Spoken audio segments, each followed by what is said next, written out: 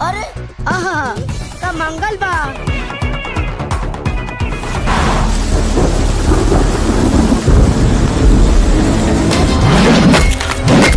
मधुमक्खी के छत्ता में हाथ डले बा ऐसन मौत दे की दुनिया देखी।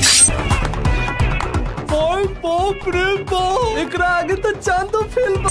अरे उमनी मेराज की पकड़ेला हिम्मत चाहिए, हिम्मत। अब वो हिम्मत हमारा सीना में बा, हमारा सीना में। कि राउर बेटा एगो ना दूगो बियाह करे के तैयारी।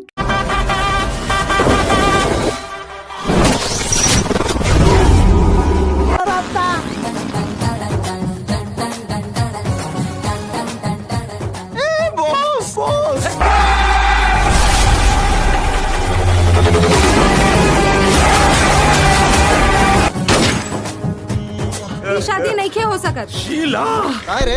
काहे कि हम इनका बच्चा के माँ बने वाला बानी। हमार बच्चा के माई बने वाला बाड़ी। तो दोनों जानी के रास्ता जो भी होई, लेकिन मंजिल हम ही हैं।